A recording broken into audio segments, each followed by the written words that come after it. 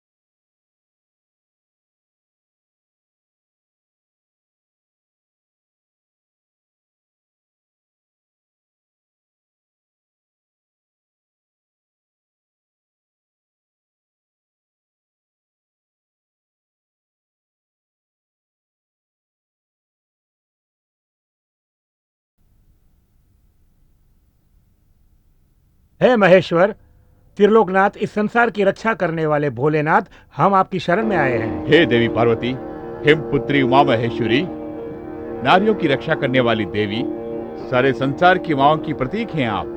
विराजिए, विराजिए। शक्ति, देवगण की वेद वाक्य, सप्तऋषियों के वेद, नंदी की मृदंग, नारद गान, वीणा की वाणी, अप्सराओं के नृत्य इत्यादि देखकर आज मेरा मन पुलकित हो रहा है देवी। आज मैं अत्यंत हर्षित हूँ। जो वर मांगना है मांग लो देवी। आप तो अंतर्यामी हैं मेरे त्रिलोकनाथ।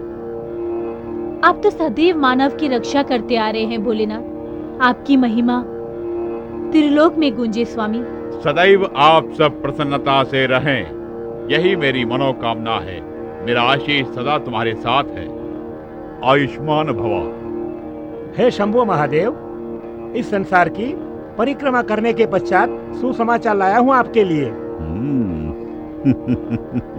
नारद, ज्ञात हुआ आज तुम्हें कोई और स्थान नहीं मिला? शिव शिव, कदापि ऐसा नहीं। मैं सच कह रहा हूँ, आपके लिए सुसमाचार लाया हूँ। नारद, आप यहाँ की वहाँ करने में प्रसिद्ध हैं।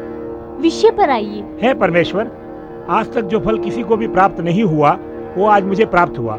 ये साधारण फल नहीं है, ये ज्ञान फल है, ऐसा ऋषि मुनियों ने कहा है। इसे मैं ग्रहण करूं, उससे अच्छा होगा त्रिलोक की रक्षा करने वाले त्रिलोकनाथ ही इस फल का ग्रहण करें। फल को दिखाकर नाटक कर रहे हैं आप नारद, कीजिए। मैं सत्य कह रहा हूँ, ये आपके लिए ही लाया हूँ। मुझे ये आपको देने में प्रसन्नता होगी। कृपया इसे ग्रहण करें, इसे ग्रहण करें स्वामी। दायित्व मुझ पर छोड़ रहे हैं। ठीक है, आपकी ओर से श्री गणेश मैं ही करता हूँ। स्वामी, अत्यधिक प्रेम के साथ ये फल वो आपके लिए लाए हैं और बिना ग्रहण किए आप इनका तिरस्कार कर रहे हैं। उमा, शक्ति के बिना शिव नहीं है, ये सारा संसार जानता है। इसे मैं भी मन से स्वीकारता हूँ। बच्चे माता पिता को माता पिता कहकर ही पुकारते हैं नारद, न कि पिता माता कह के पुकारते हैं। इस कारण इसे माता ही ग्रहण करेगी, ऐसा मेरा मन कह रहा है। स्वीकार करो। स्वामी, आपने स्वयं कहा था त्रिलोक में माता का स्थान सबसे अधिक ऊंचा होता है और माता को उसके बच्चे प्रिय होते हैं। इसीलिए ये फल उन्हें ही ग्रहण करने दीजिए। माताश्री, माताश्री, ये फल मैं ही ग्रहण करूंगा। नहीं, ये फल मुझे दीजिए। कथा भी नहीं। पहला पुत्र होने के नाते ये फल मैं ही ग्रहण करूंगा। नहीं माते, मैं अनुज पुत्र हूँ, इसलिए ये फल मुझे दीजिए। शांत हो जाओ, केवल एक ही फल है, तुम दोनों आधा आधा बांट लो। नहीं नहीं, पूर्ण फल के खाने से ही फल मिलेगा। क्यों नारद, मैंने ठीक कहा ना? स्वामी, ये तो दोनों मांग रहे हैं, मैं किसको दूं ये फल? अच्छा प्रश्न है। ये ज्ञान फल है, इसे पाने के लिए हमारे पुत्रों में योग्यता है या नहीं, ये देखना चाहिए। इसी कारण दोनों पुत्रों के मध्य एक स्पर्धा रखो, उसमें जो विजयी होगा उसे ये फल प्राप्त होगा। कथा भी नहीं। ये परीक्षा देना और परीक्षा लेना केवल आप ही कर सकते हैं। मेरे प्रिय बालक के मुख पर कठिनाई मैं नहीं देख सकती स्वामी। इस फल को बांटने का उच्च तरीका आप ही बता दीजिए स्वामी। अच्छा, विनायक, कार्तिक, तुम दोनों में से जो सबसे पहले संसार की परिक्रमा करके आएगा उससे ही ये फल प्राप्त होगा। संसार की परिक्रमा करके आता हूँ। संसार की परिक्रमा करनी होगी, यही ना?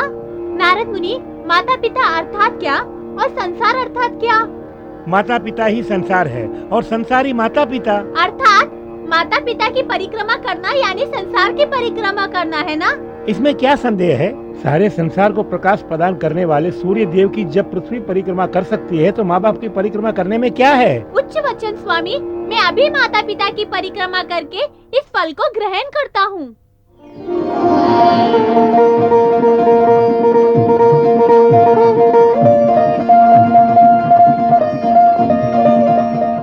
गणेश, ये क्या? फल का सर्वाधिकारी मैं हूँ।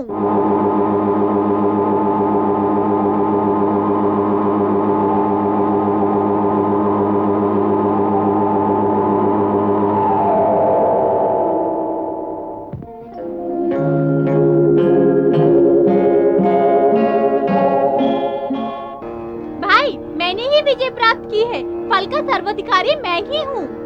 माते, ये क्या है? मेरी भी कुछ समझ में नहीं आ रहा। माता पिता की परिक्रमा करना यानी संसार की परिक्रमा करना, ऐसा पूछने पर सबने हाँ कहा। परिक्रमा करके फल ग्रहण कर लिया। वाह, बहुत अच्छा नाटक खेला आप सबने। मैं जानता हूँ ये आप सबकी मिली भगत है। आपने मेरे मन को दुखाया है। मैं शिवलोक से प्रस्थान करता हूँ। पुत्र, कहाँ जा रहे हो? मैं कहीं भी जाऊँ, आप मुझे क्यों रोक रही हैं? माते, एक छोटे से फल के लिए आपने मेरे साथ छल कपट किया है। धन्यवाद, आज्ञा दीजिए। कुमार, ठहर। कोई गलत निर्णय लेने से पहले माता की बात सुनो। कदापि नहीं सुनूंगा। आप अपने ज्येष्ठ पुत्र को हमसे अधिक प्रेम करते हैं, ये आज आपने सारे संसार के सामने सिद्ध कर दिया है। अतः मैं यहाँ नहीं ठहरूंगा। कार्तिकन, कहाँ जा रहे हो? मैं अपने लिए एक ऐसे संसार की रचना करूंगा जहाँ सारे संसार के लोग केवल मुझे ही पूजेंगे। यदि आपको मुझसे मिलना है तो मुझे वहाँ आके मिलिए। पुत्र, कार्तिकन, वेलन। नारद, आपके यहाँ आने का उद्देश्य सफल हो गया ना? शिव शिव। स्वामी, ये कैसा अनर्थ है? पुत्र का मन पत्थर का है, इसका सही उदाहरण देके जा रहा है तुम्हारा पुत्र। हम इसे ऐसे ही छोड़ देंगे तो?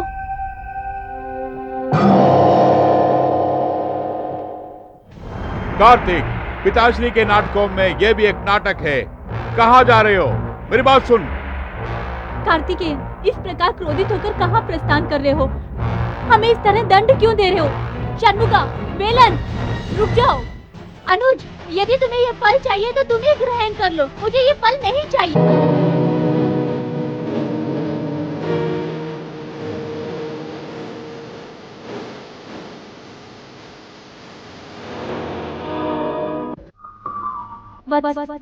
कार्तिकेय।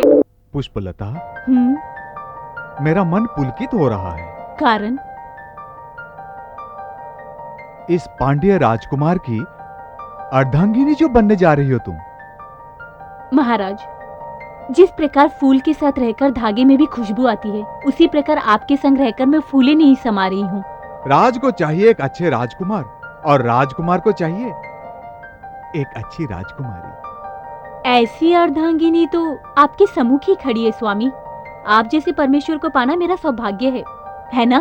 तभी तो वो संपूर्ण नारी कहलाती है। तत्परांत एक अच्छे बालक को जन्म देना ही माता का कर्तव्य है।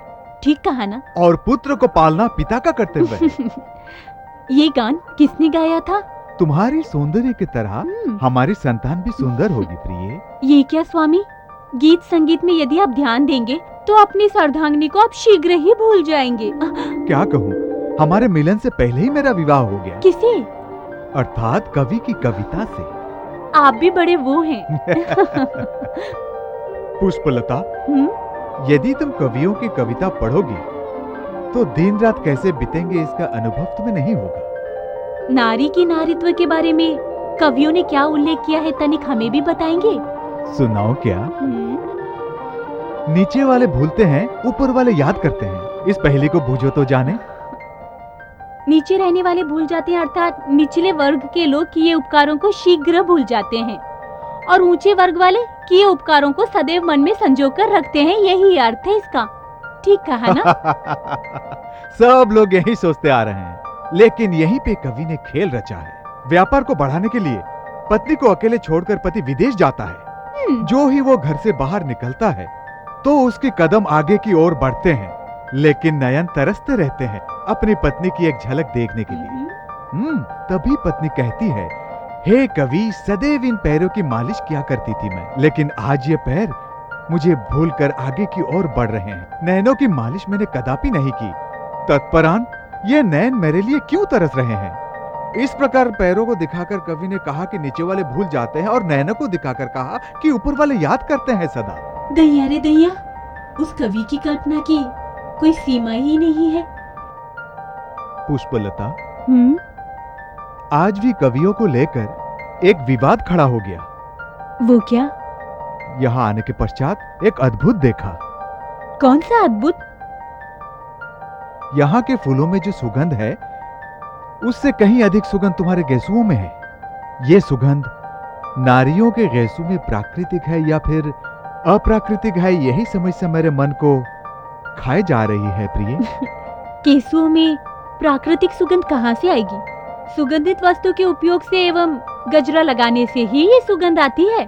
अर्थात तुमने सुगंधित वस्तुओं का उपयोग किया है? नहीं तो? या फिर गैसों में गजरा लगाई हो? नहीं। तो फिर तुम्हारी गैसों से सुगंध कैसे आ रही है? ये तो सोचने वाली बात है। इस प्रश्न का उत्तर मेरे पास नहीं। इसका उत्तर मेरे पास भी नहीं है, इसीलिए इसका उत्तर हम उन राजकवियों से मांगेंगे प्रिय। वो कैसे? नारियों के गैसों में जो सुगंध है वो प्राकृतिक है या अप्राकृतिक, इसका सही उत्तर देने वाले कवियों को 1000 सोने के सिक्के इनाम के रूप में देने की घोषणा करेंगे प्रिय।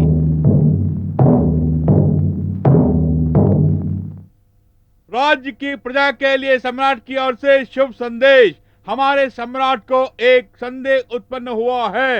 यदि कोई भी कवि उनके संदेह का समाधान करेगा तो उसे पुरस्कार के रूप में 1000 स्वर्ण मुद्राएं मिलेंगी। जिस भी कवि में ये योग्यता हो वो अपनी कला योग्यता से एक कविता लिखकर सम्राट के संदेह का समाधान करें। हट हट हट हट हट। ए भैया, कितनी मुद्रा बताओ? 1000 मुद्रा। हाय हाय हाय हाय, 1000 मुद्रा, 1000 मुद्रा। हाँ, वो महाराज का जो संदेह है उसका क्या हाल है, आपका हमको बता सकते हैं का? अरे ये जान गया तो पुरस्कार हम ही ले लेते हैं ना। क्या खिखिया रहे हो तुम लोग? 1000 मुद्रा कबो देखे हो का? तुम सही कहा तो, अगर जाना तो नगाड़ा थोड़ी पिटते हो। फिर से बतावा तो। 1000 मुद्रा। अरे का करी, कैसे जाके पूछी? शंभू!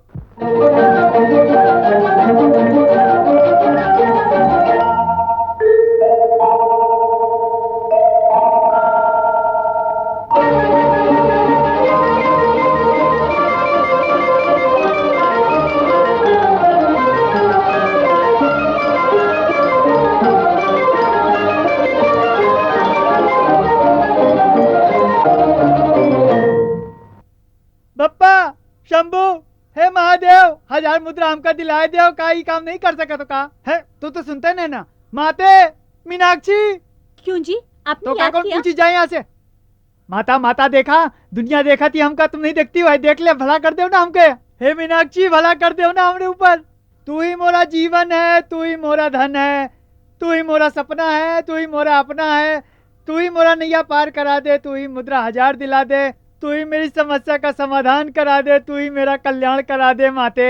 अरे अरे अरे, कहा करी हम? जमीन फाड़ डाली, धरती फाड़ डाली, आकाश फाड़ डाली, मैं समझे में नहीं आवत कहा करी। अरे कहा करें, कैसे कविता लिखी हम तो समझे में नहीं आवत। कबो लिखा हो तो जाने ही ना, हम तो कभी लिखबे नहीं बहन। हाँ, कैसे लिखबे? लिखी तो कहा लिखी, समझे में नहीं आवत। कौन हमको रास्ता बताए दे, कौन हमको कविता लिखाए दे।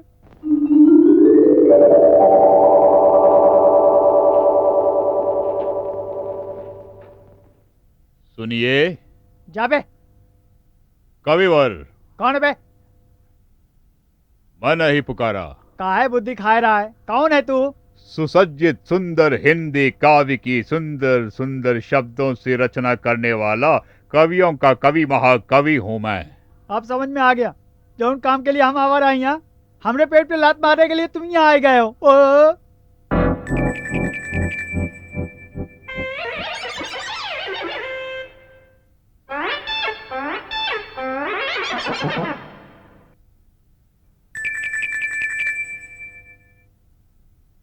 आप तो बहुत धनवान कवि लगते हैं दिखने में। क्यों, तुम नहीं हो?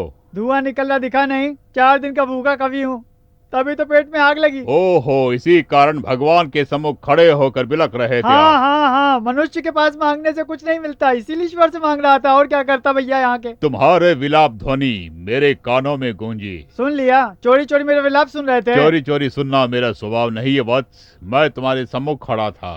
ओहो, मैं आंख बंद करके ईश्वर की प्रार्थना कर रहा था ना, इसीलिए तुमको नहीं देखा होगा। क्या करें? उचित कहा। आंख मूंद कर जो विलाप करते हैं उनको मेरे दर्शन नहीं होते। अरे क्या, ये तो भगवान की तरफ बतिया रहे हो। उचित कहा आपने, मैं अंतर्यामी हूँ। तनिक ढील देंगे तो बोलोगे भगवान है, हम चरणों में गिर जाओ। वो भी सत्य है, भगवान तुम्हारे भीतर भी है, मेरे भीतर भी है। परमेश्वर का रूप यदि खोजोगे मन से तो कण कण में मेरा रूप तुम हर स्थान पर सर्वांतर पाओगे। पाए हो? डकार आई है, यही लिए भोजन वोजन खूब खाए के पेट भर हचक के बकैती करा था। यहाँ 4 दिन से खावा नहीं जाई थी। सुन इधर आ। पांड्य महाराज के संदेह को यदि किसी पंडित ने दूर कर दिया तो उसे पुरस्कार प्राप्त होगा ना? अरे बाप रे, यदि वो समाधान मुझे मिल गया तो अगले ही क्षण हमारे हाथ में 1000 मुद्रा आ जाएंगी मालिक। अरे बने बाप कुछ करो ना। चिंता मत करो, वो काव्य मैं तुम्हें देता हूँ। काव्य तो हमका देहो, अच्छी बात है। तुम्हारा कविता ले जाए के हुआ बोलबे हमारा कविता है। देखो अपनी लिखी कविता में वो लोग खोट निकालत हैं, अब तुम्हार कविता ले जाए कि उस सभा में हम दिखाओगे तो हमार तो वो लोग क्रियाक्रम कर रही हैं। कोई बात नहीं, क्रियाक्रम नहीं करेंगे। तुम्हें पुरस्कार चाहिए या नहीं? चाहिए। हैं? तुमको नहीं चाहिए का? नहीं। सच्ची? सच में? हम्म। भगवान कसम।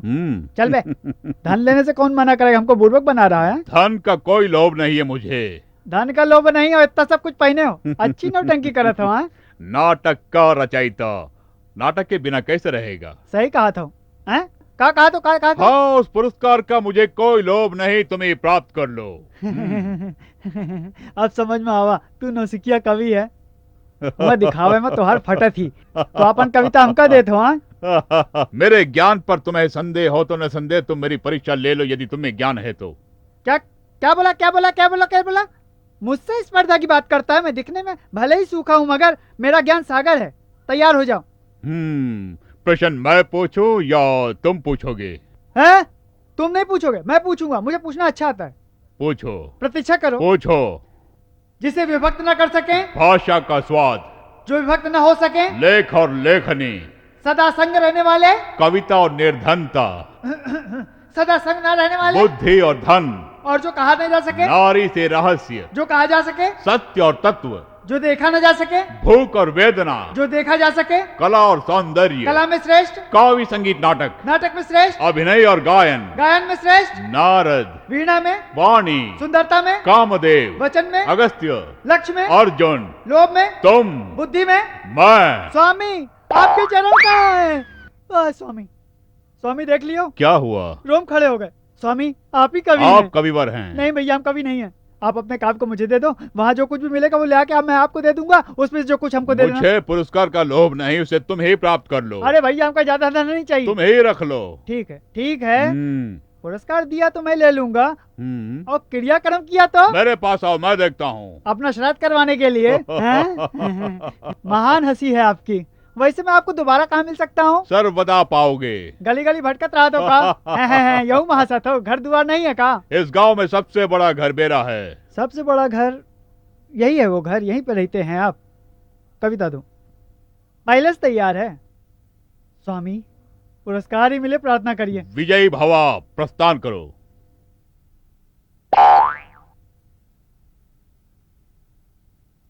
नहीं हमका नहीं चाहिए, आप क्यों? रख लीजिए। हमको नहीं चाहिए। क्यों? हम नहीं लेंगे। कोई हम नहीं बात लेंगे। हमको नहीं। डर लग रहा, हम नहीं लेंगे। कोई बात हम बहुत नहीं, लेके भयभीत, जाओ। हम नहीं लेंगे। जाओ। हमारा क्रियाक्रम ना हो जाए, हम नहीं लेंगे। मालिक तुम ले लो। हमको जाओ। छोड़ दो मालिक, कब नहीं भयभीत लेंगे मत मालिक। हो, विजय तुम्हारी है, पुरस्कार भी तुम्हारा है। जाओ। भरोसे भगवान के जा रहा हूँ, देखो क्या होता है।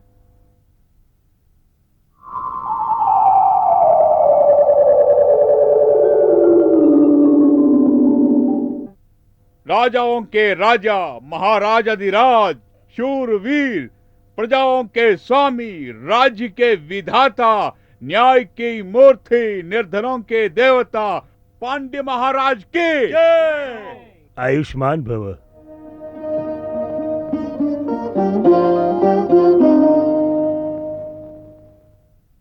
मंत्री महोदय, मेरे मन में जो संदेह है उसका समाधान करने वाला कोई कवि है इस राज्यसभा में? नहीं महाराज, अब तक 1000 मुद्रा देने की घोषणा करने के पश्चात कोई भी कवि हमारे या बाहर राज्य से नहीं आया। खेद है मुझे, इस राज्यसभा में अत्यंत ज्ञानी कवियों के होते हुए भी मेरी समस्या का समाधान करने में असमर्थ है वो कवि। मुझे कुछ समझ में नहीं आ रहा है।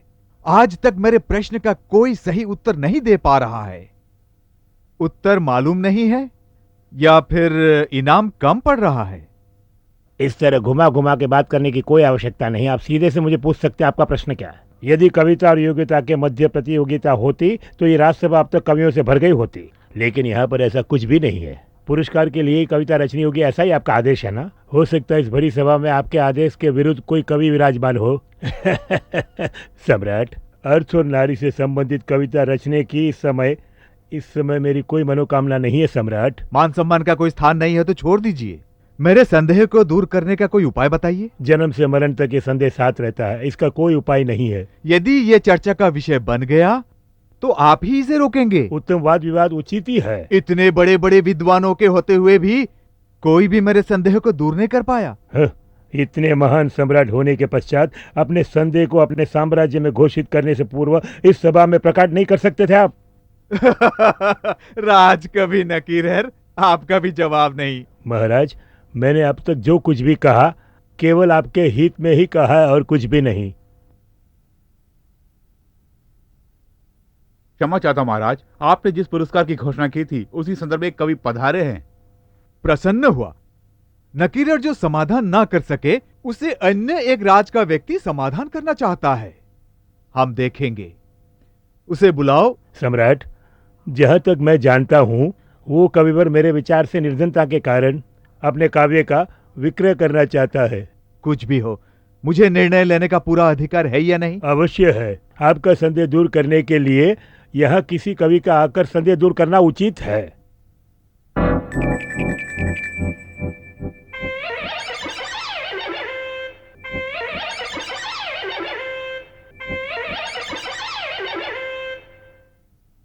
जय हो महाराज।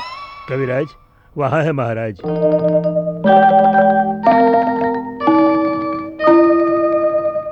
राजाओं के राजा, महाराजा, मेरी ओर से आपको प्रणाम। तुम्हारा स्वागत है, स्वागत है। पुरस्कार किसी को तो नहीं दिया ना? नहीं दिया। तुम्हारा उत्तर सुनने के बाद ही देंगे। मेरा संदेह दूर करने के लिए तुम तैयार हो क्या? हाँ, इसीलिए तो हम यहाँ पे आए हैं। कहाँ? गा के सुनाओ। पढ़ के सुनाता हूँ। सम्राट अपनी प्रिय प्रेयसी के केशों की ले रहा था सुगंध। वाह, सुना आपने? आगे पढ़ो। पढ़ता हूँ, हाँ पढ़ता हूँ। हाँ, उसी समय भ्रमर का हुआ वहां पर भ्रमण, उस प्रिय प्रेयसी के संग लेने को मंद सुगंध। आह आह, अति उत्तम। तुम्हारे कविता सुन के मैं अति प्रसन्न हुआ। अलंकृत कविता है। अब संदेह दूर हुआ। सच में? रुकिए मंत्री महोदय, सोने के सिक्के लाइए। जय महाराज। हे भगवान, 1000 स्वर्ण मुद्रा, सुना है देखा नहीं कबो, आज देखे के मिली हमका। हाय बाप रे, बाप रे, पहले पेट भर के खाना खावे हम तो। अरे बाप रे, मंत्री कहाँ चला गया अब? इससे पहले दूसरा कोई कवि आया और कविता सुना दे, मुझे एक पुरस्कार मिल जाए। अरे बाप रे, आजा आजा आजा आजा आजा। जिस संदेह को राजकवियों ने दूर नहीं किया उसे इस निर्धन कवि ने दूर किया। जुग जुग जियो, तुम्हारा यश सारे संसार में फैले। ये लो। दीजिए। सम्राट, तनिक धीरज रखें। कविवर, तनिक इधर आइए। नहीं आऊंगा, पुरस्कार ले रहा हूँ, दिखाई नहीं दे रहा है। बाद में आऊंगा। हाँ, आप डालिए। वही तो समस्या है। यहाँ आइए। आए गए। क्या समस्या बोलो? इस कविता के रचयिता आप ही है ना? सही कहा। यहाँ महाराज के मन में संदेह, मैं तो ऐसा समझा, पर यहाँ तो सबके मन में संदेह। इससे सुंदर कविता भला यहाँ पे कौन लिख सकता है? आप ही बताइए ना। दया करके मेरे प्रश्न का सीधा उत्तर दे। आप भी दया करके मुझसे प्रश्न क्या है पूछिए जल्दी से। ये कविता आप ही ने रची है? फिर क्या, कालिदास ने स्वर्गलोक से मेरे को कविता लिखकर भेजी है क्या, जो लेके यहाँ आ गया हूँ मैं? ये मेरी है। यदि ऐसा है तो इसका पूरा वर्णन करके आप पुरस्कार लेके जा सकते हैं। अबे जा महाराज, बहुत मुसीबत झेल के मैं कविता लिख कर लाया हूँ, कई दिन से खाया भी नहीं, तनिक समझाइए इनको ना। तुम्हारे काव्य में खोट है। तो क्या हुआ, पुरस्कार वापस लोगे का? अरे जितनी खोट है उतनी मुद्दा कम करके इनाम दे दे हमका, हम क्या करें? कविवर, यदि सम्राट सही कविता को परख कर पुरस्कार दे रहे हैं तो सर्वप्रथम संतुष्ट मैं ही होऊंगा, परंतु उसी समय उस कविता में किसी प्रकार की खोट हो और सम्राट उस खोट से अनभिज्ञ होकर पुरस्कार दे रहे हो तो सर्वप्रथम दुखी होने वाला भी इस राज्यसभा में मैं ही होऊंगा। ओहो, तो सब कुछ यहाँ तुम ही हो। सम्राट अपनी प्रेयसी के संग अच्छी कविता थी प्रयास ना? करने के लिए और कोई स्थान नहीं मिला। कविता का वर्णन करो और पुरस्कार लेकर जाओ यहाँ से। अरे मेरे बाप, काहे को मुझे भाग का भिखारी बना रहे हो? जीता हुआ पुरस्कार हाथ से छीन रहे हो। उच्च स्तर की कविता का तो प्राण ना ले, इसी कारण ही मैं ये वाद विवाद कर रहा हूँ। धात तेरी की, इसीलिए नौसिखिया से कहा था हम कविता लेके नहीं जाएंगे, क्रियाक्रम हो जाएगा, अब श्राद्ध कराना होगा। क्या भुन भुना रहे हो? बुनबुनाऊंगी तो क्या करूं फिर? किस लिए? मेरे मन की वेदना मैं ही जानता हूँ। ओहो, चलता हूँ। पुरस्कार नहीं चाहिए? हार में क्या आपका पुरस्कार? अच्छा खासा महाराज पुरस्कार दे रहे थे तो रुकवा दिए, अब पूछते हैं पुरस्कार चाहिए क्या? मेरे भाग में कहा पुरस्कार है? आप एक बात निश्चित है, क्या? काव्य लिखकर पुरस्कार लेने वाले बहुत देखे, पर खोट निकाल कर तिरस्कार देने वाले आप हैं। हंसिए नहीं, आप किस वर्ग के हैं ये आप भी नहीं जानते होगे। हाँ, एक बात पक्की है, तुम जैसे दो लोग काफी हैं। नहीं नहीं नहीं नहीं, एक ही काफी। यदि संसार में रहे तो संसार का क्रियाक्रम हो जाएगा। हाँ, पुरस्कार चाहिए ही नहीं। कविवर, कविराज, महाकवि। अर्थात रचयिता कोई और ही है। कवि नकीरर, आपके रच- कहने का तात्पर्य? रचयिता कहीं और ही है। बेचारा रचना लेकर ये यहाँ पर आ गया। तो ये समस्या थी। अच्छा हुआ आपने मुझे पहले से ही अवगत कराया, वरना मुझसे एक महापाप हो जाता। अच्छा हुआ आपने रोक दिया, धन्यवाद। लोभ बुरा है, लोभ बुरा है। आज मुझे पता चला है। बाप रे, ऐसा लग रहा है वो लोग क्रियाक्रम करने आ रहे हैं यहाँ पे। अब मैं उसे कहाँ खोजूंगा। राज्यसभा में मेरा तो क्रियाक्रम हो गया। अब मैं कोई भी कविता लिखूंगा तो लोग पूछेंगे कि कहाँ से चुरा के लाया। अब मैं कौन सा मूल्य का कविता लिखूं? नहीं चाहिए, नहीं चाहिए।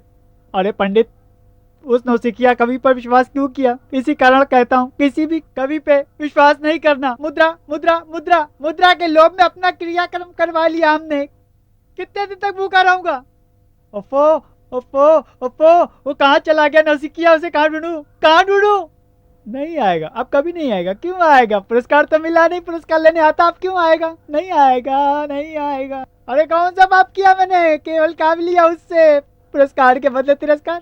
अब कभी नहीं करूंगा, अब कभी नहीं बनूंगा, नहीं बनूंगा। अरे अरे अरे, इस लोभ में क्यों फंस गया? पुरस्कार के साथ तिरस्कार हो गया मेरा। नहीं चाहिए, नहीं चाहिए, नहीं चाहिए, नहीं। अब क्या करूं मैं? कुछ समझ में नहीं आ रहा। क्या करूं? कहाँ गया तू?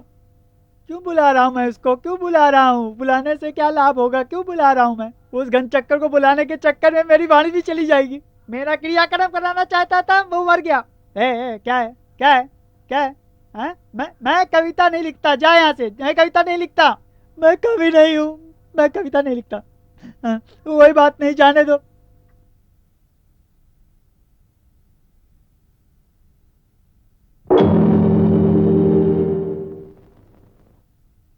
अरे बाप रे, मैं कवि नहीं हूँ। नौसिखिया, तुम आ गए। पुरस्कृत किए गए। जो मिलना था मिल गया, बस प्राण ही बच गए। कुछ देर रुकता तो श्राद्ध हो जाता वहाँ। ये क्या बोल रहे हो? अरे बोलने को बचा ही क्या है? हाँ, उल्टा सीधा लिख के हाथ में मेरे थमा दी और भेज दी।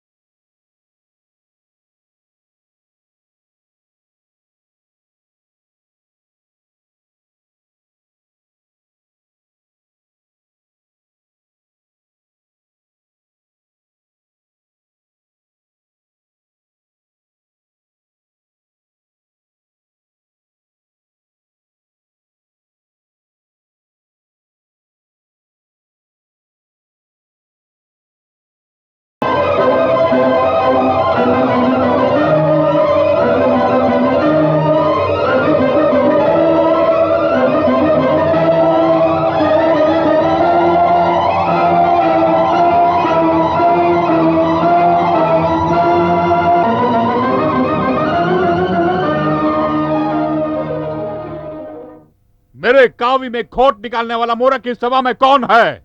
ये राज्यसभा है, सम्मान से बात करें। आपका जो भी प्रश्न होगा हम उसका उत्तर देंगे। अर्थात आप अपने अधिकारों का दुरुपयोग कर रहे हैं। ये महाकवि सम्मेलन है, सभी को समान अधिकार है। आप जो कहना चाहते हैं कह सकते हैं। इसी कारण आपने मेरे पंडित का तिरस्कार किया है ना? हाँ, उस काव्य में खोट ढूंढ निकाल कर आपको यहाँ तक लाने वाला महाकवि मैं ही हूँ। कौन है ये वृद्ध?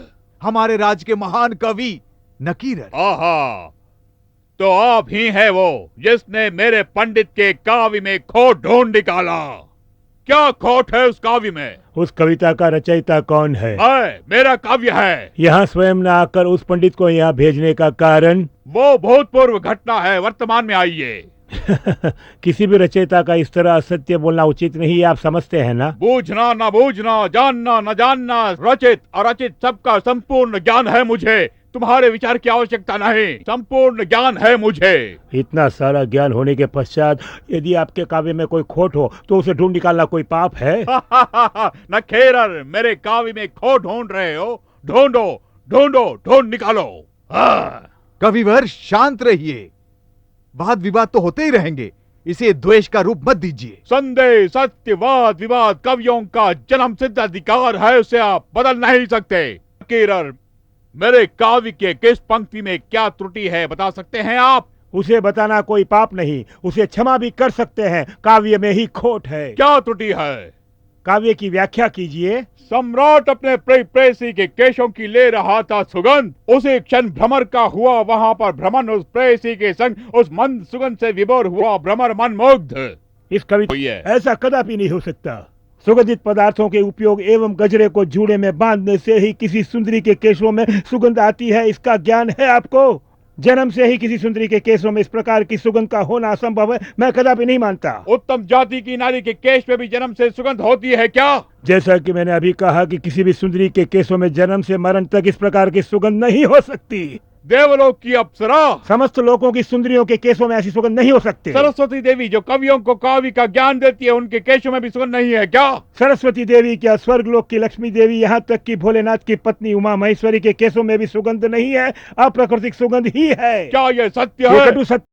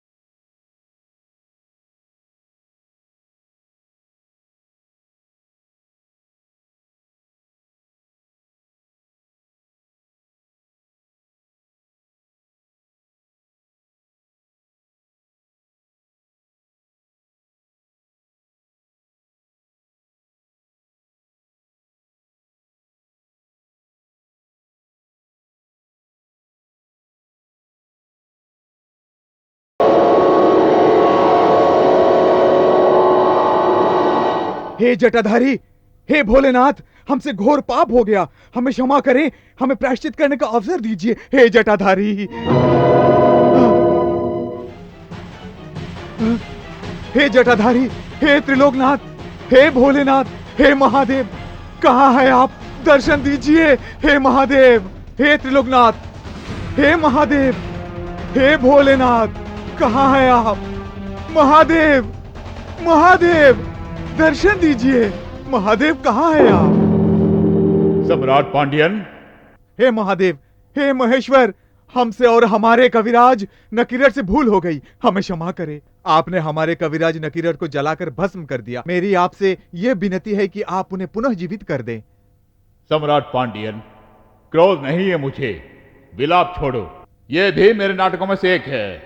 अग्नि की ज्वाला सहन न करने के कारण महाकवि नकेरर इस स्वर्ण ताल में है। नकेरर।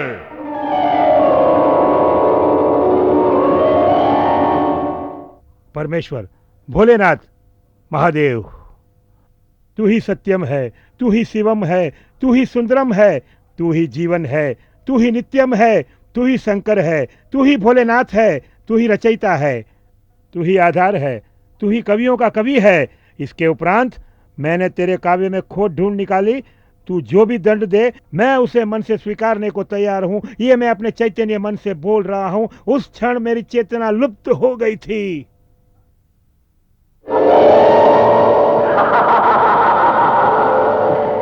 नकेरर, तुम्हारे संग नाटक करने हेतु मैं यहां आया। मैं भोलेनाथ हूं। ये जानने के पश्चात भी तुमने मेरी त्रुटि सबके सम्मुख उजागर किया, इसी कारण मैं तुमसे प्रसन्न हूं। आयुष्मान भवा। हे ईश्वर, परम पूजनीय है महाराज, आपके आदेश अनुसार 1000 स्वर्ण मुद्रा उस निर्धन पंडित को ही अपने हाथों से उपहार के रूप में दें। धर्म को विजय करने के लिए कैसा नाटक रचा देखा। उसके पश्चात कवि नकीरन के घमंड को कैसे चूर चूर किया, इसके सामने तुम्हारा कोपित होना शोभा नहीं देता। इस प्रकार लोगों की कठिन परीक्षा लेकर उन्हें क्या मिलेगा? वैसे नाना प्रकार की यातनाओं के पश्चात ही फल को कर्म करने वालों को देना ही उनका कर्तव्य है। पिताश्री कठिन परीक्षा अपने भक्तों की ही ले, इसमें मुझे क्यों समेट रहे हैं माते? सही कहा, उन्होंने मुझे भी विभिन्न प्रकार की यातनाएं दी हैं। वो क्या है? वो ये है कि मेरे पिता श्री दक्षिण के यहाँ मैं पुत्री बनकर पैदा हुई, तो किसी की जानकारी के बिना उन्होंने मेरा हरण करके मुझसे विवाह कर लिया। उस दिन से मेरे पिता श्री दक्षिण उनके विरोधी बन गए और उसके पश्चात दक्षिण महाराज ने यज्ञ का आरंभ किया। उस समय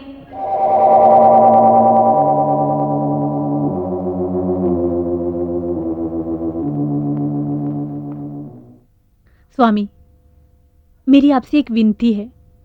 मैं इस यज्ञ में भाग लेना चाहती हूँ, मेरी इस विनती को स्वीकार कीजिए। दाक्षायणी, तुम्हें सब कुछ ज्ञात है। इसके उपरांत तुम मुझसे ऐसे प्रश्न नहीं करोगे जिससे मैं क्रोधित हो जाऊं। विषय क्या है?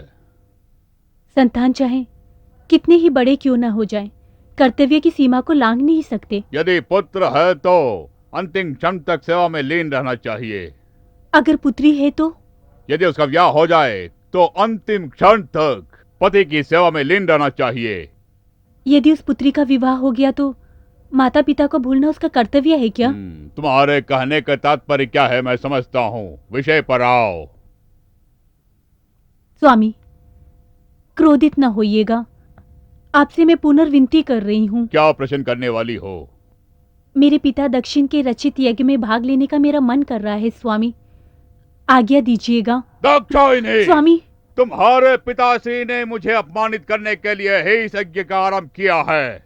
समस्त संपत्ति से मुझे वंचित कर दिया है तुम्हारे पिताश्री ने। ये अन्याय ज्ञात होने के पश्चात तुम उस यज्ञ में जा रही हो। तुम्हारे लिए तुम्हारे पिताश्री मुख्य है या तुम्हारा ये पति लज्जाहीन? स्वामी, उन्होंने आपको उनके रचित यज्ञ में भाग लेने का न्योता नहीं दिया और संपत्ति का हिस्सा नहीं दिया। इस कारणवश आप मेरे पिताश्री दक्षिण से क्रोधित हो रहे हैं ना स्वामी? बुद्धि, तुम्हारा पिता अत्यधिक बुद्धिमान है और गर्व के वश में वशीभूत है। वशीभूत। उनके उस घमंड को चूर चूर करने के लिए ही मैं वहाँ जा रही हूँ। तुमसे नहीं होगा। क्यों नहीं होगा? उनका अंतिम क्षण आ चुका है। उसे रोकना मेरा कर्तव्य है। कदापि नहीं। क्यों नहीं होगा? यही विधि का विधान है। उस विधि के विधान को मैं बदल के दिखाऊंगी। अपमानित होकर लौटने वाली हो वहाँ से। नहीं, मेरे पिताश्री आपके शत्रु नहीं है, इसका याद करवा के ही लौटूंगी, विजय प्राप्त करके लौटूंगी। दाक्षायणी, विवाहिता के लिए उसके पति का गृह प्रिय है या पिता का गृह मुख्य है, इसका निर्णय करके यहाँ से प्रस्थान करो। अपने पिता की और अपने पति की मान की रक्षा करना ही एक औरत का कर्तव्य है स्वामी। परंतु तुम पति की अवहेलना करके पिता के यज्ञ में जा रही हो। क्या करूं? मेरे पिता की ममता मुझे उनके पास बुला रही है स्वामी। मेरा जाना आपको उचित नहीं लगता और नहीं जाना मुझे उचित नहीं लगता स्वामी। एक पुत्री के पिता से यदि उसका पति क्रोधित हो स्वामी, तो ऐसी अवस्था में उसके जीवित रहने से अच्छा है प्राण त्याग देना। तुम्हें पति के वक्त से अधिक पिता के यज्ञ से स्नेह है। मेरी इस भूल को क्षमा कर दीजिए, किंतु मुझे जाने की आज्ञा दीजिए स्वामी। विधि ने तुम्हें भी छोड़ा नहीं। जाओ जाओ। स्वामी, शीघ्र लौटा ऐसा कहिए। जाओ। एक औरत के जन्म लेते ही उसे बोझ क्यों समझा जाता है, इस बात को नारी जन्म लेने के पश्चात मैं अच्छी तरह जान गई हूँ। चलती हूँ। उमा महेश्वरी, संसार की महिलाएं तुम पे ये आरोप लगाने वाली है कि तुमने अपने पति की अवहेलना की। जाओ।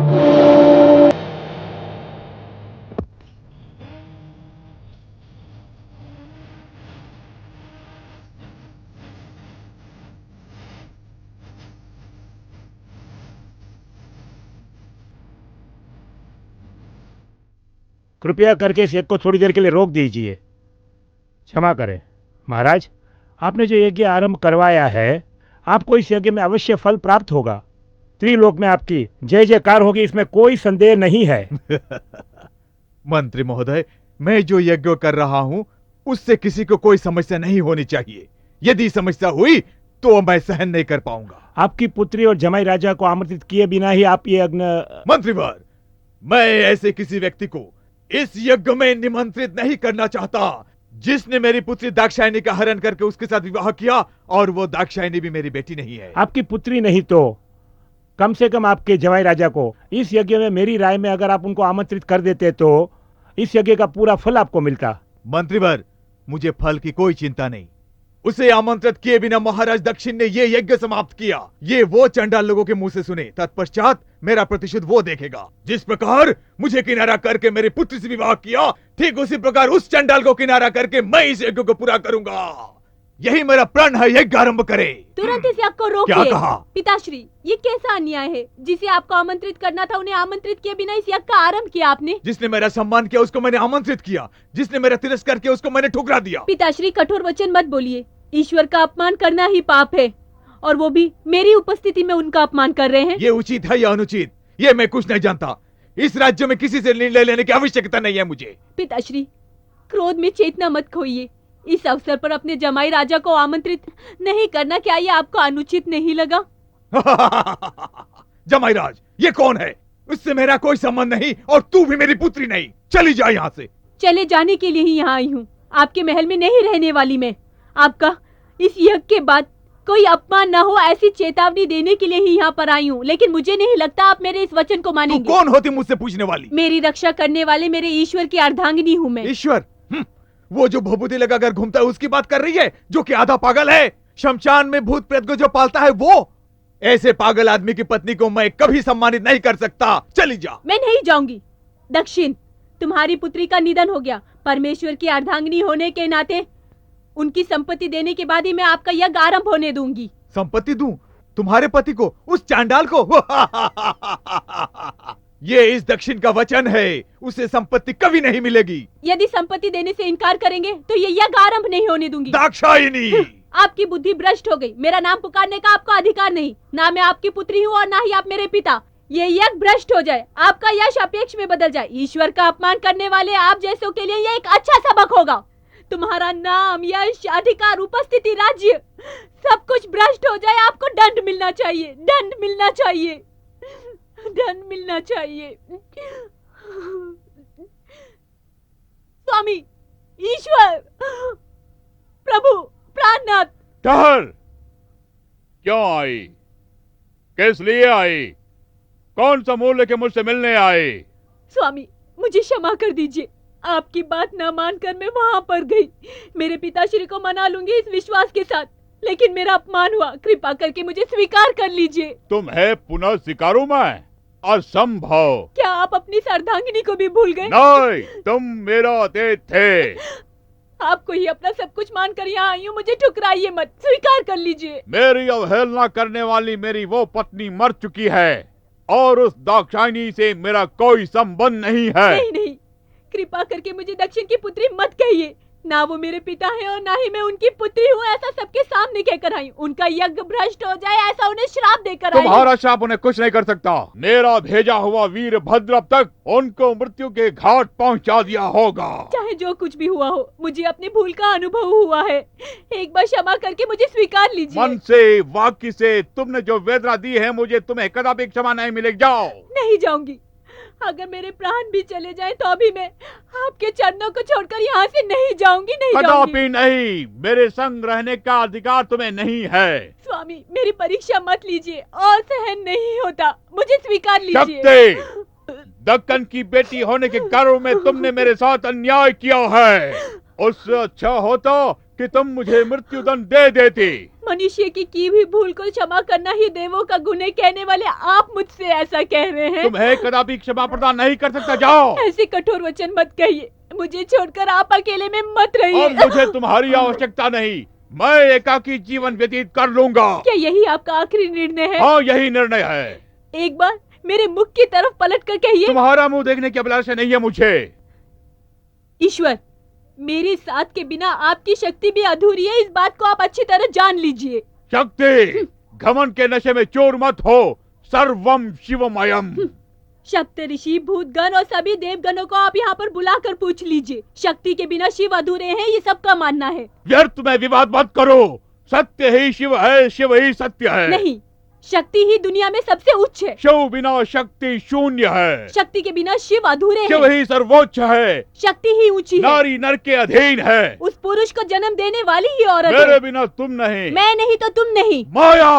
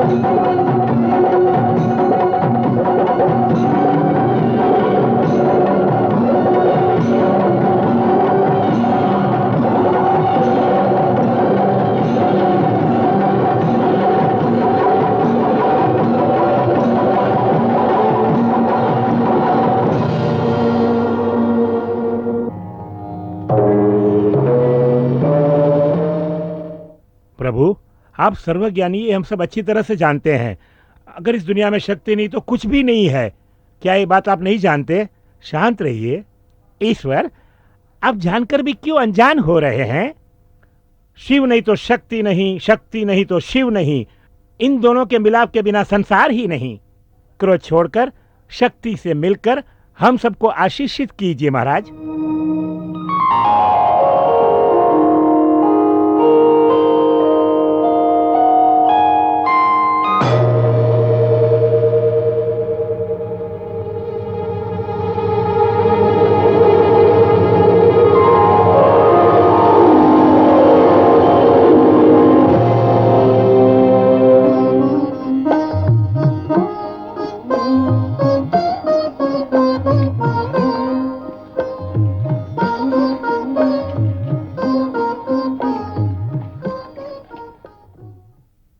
वेदनायक, आपसे कहीं दूर न हो जाऊं इस दुख में।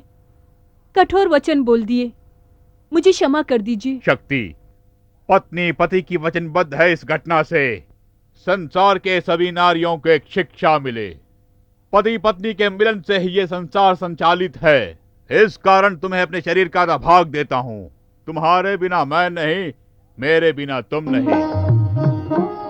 देखा, दक्षिण के यज्ञ को भ्रष्ट करने के अलावा मुझे भी उन्होंने वेदना पहुंचाई।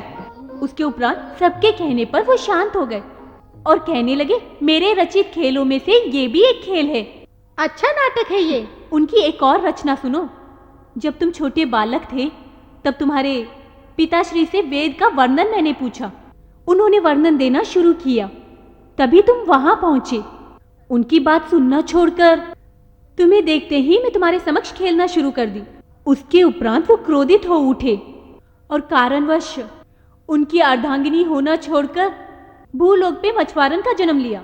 जलपरी, हमारी जलपरी, तू यहाँ सागर किनारे एकांत में खड़ी किस राजकुमार के बारे में सोच रही है? अगर मैं तुमसे पूछूं तो तुम मुझे बताओगी? मेरी इस रचना का जवाब दो।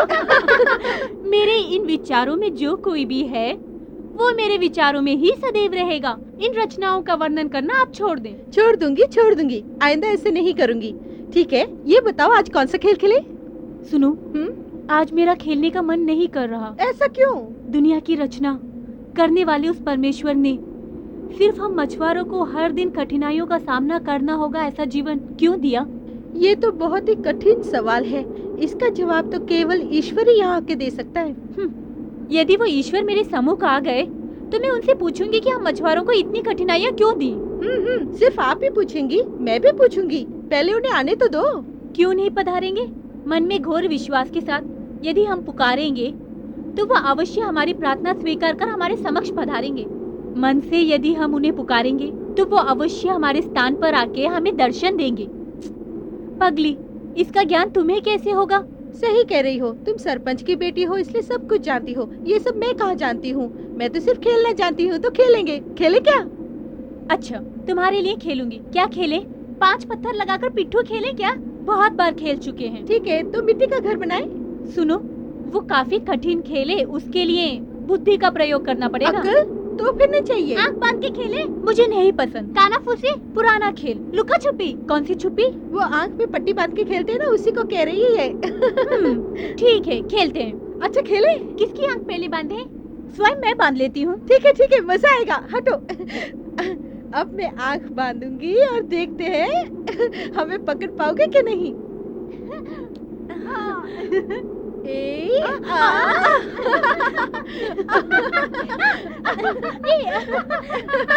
पकड़ो।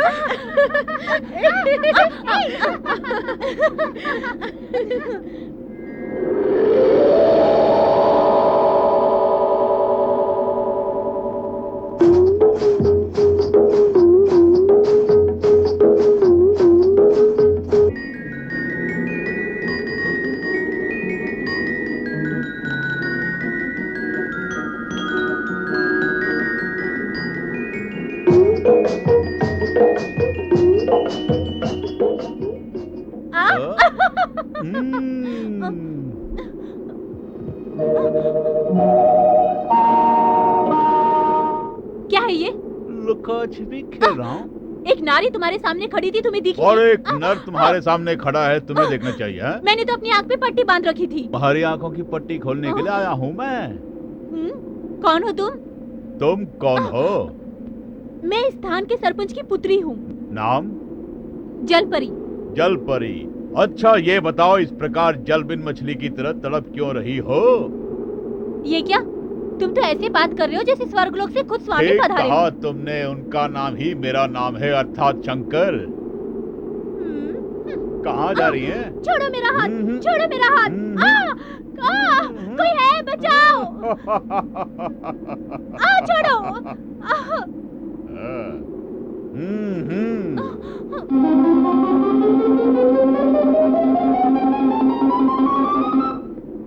बचाओ।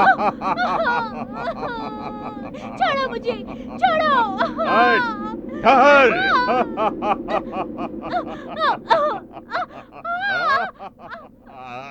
हमारी कन्या से इस तरह का व्यवहार करते हैं क्या? मूर्ख मत बन कन्या। हम दोनों के मध्य क्या संबंध है उससे अवगत कराने के लिए आया हूँ आज। क्या संबंध है? तुम दासी हो। हाँ, मेरे दासी हो। लगता है तुम्हारी मति मारी गई है। तुमने ठीक कहा, मेरी मति मारी गई है। इसी कारण भक्त लोग मेरी पूजा करते आ रहे हैं। ठीक है, अब तुम जाओ। सुनो, गंगा जमुना सरस्वती कावेरी मुझ में समाई हुई है, तुम पुकारोगी तो नहीं आएगी। ये कैसे नाटक की रचना कर ये रहे हैं? मेरे द्वारा रचित एक नाटक है और इस नाटक में हम दोनों का मिलन होना अति आवश्यक है। पहले ये बताओ तुम्हारा मुझसे कौन सा रिश्ता है? तुम्हारा पति परमेश्वर हूँ। कौन? तुम मेरी अर्धांगिनी हो। ये क्या? ये रहस्य मेरे अतिरिक्त किसी और को पता नहीं है देवी। यदि हमारा कोई संबंध है भी तो इस तरह परेशान करने की क्या आवश्यकता है? हाँ, मुझे तुम्हारी सहमति चाहिए। सहमति? हाँ, नारी को समान अधिकार देने वाला भी मैं हूँ। इसी कारण आज तुमसे सहमति मांग रहा हूँ। किस लिए मेरी सहमति? मुझसे ब्याह करोगी? नैनों से उत्तर नहीं, उत्तर चाहिए मुझे होंठों से। यदि ईश्वर की भी यही इच्छा होगी तो ये ब्याह अवश्य होगा। मुन्नी, मुन्नी! कौन है तू? तेरी इतनी हिम्मत जो हमारी जलपरी का तूने हाथ पकड़ लिया? छोड़ इसका हाथ। मैंने कहा पकड़ा, तुम्हारी जलपरी ने ही मुझे हृदय में जकड़ के रखा है। क्या कर रहे हो? कौन है वहाँ? जाओ, जाओ।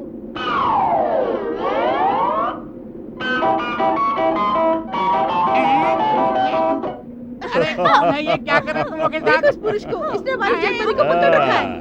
अभी तुम्हारी खबर लेता हूँ, आता हूँ मैं आदमियों के आदमी को बुला के साथ। लेगा तो तू? ए, छोड़ छोड़ उसे, छोड़।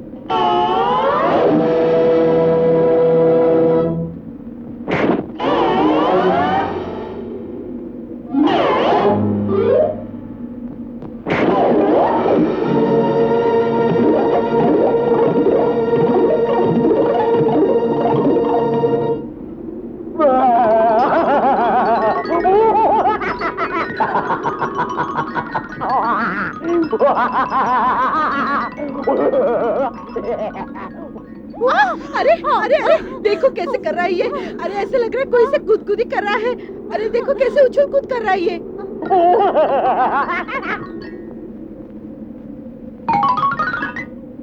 मुन्नी, देख ये सब क्या हो रहा है? वही तो मैं भी देख रही हूँ। ये आदमी सिर्फ हाथ उठाता है और हमारे आदमी उछल के गिर जाते हैं। कहीं ये जादू टोना करने वाला तो नहीं? अरे रुक जाओ, वहीं रुक जाओ। हमारे पास मत आना। नहीं, मैं कह रही हूँ। मेरे सामने खड़ी रहोगी तो तुम्हें भी। ए मायावी, ये क्या है? मैं भी तुम्हें दिखाता हूँ मैं कौन हूँ, देखो अभी।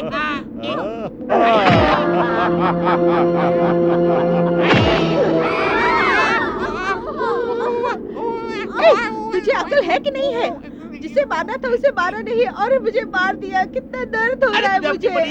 मेरी बेटी को। उफ, जलपरी, मुझे नहीं लगता कि ये साधारण आदमी है। हाँ मुन्नी, जो आया था वो साधारण आदमी नहीं, इस बात का मुझे भी ज्ञात हो गया। मेरी पीठ तो देख। देखो तो। ये क्या आश्चर्य वाली बात है। ये बात पिताजी को बतानी होगी। चलो मेरे साथ। नहीं मुन्नी, यहाँ पे जो हुआ वो पिताश्री को मत बताना। नहीं, जो हुआ अगर नहीं बताया तो हमें मार डालेंगे। चलो मेरे साथ, चलो ना।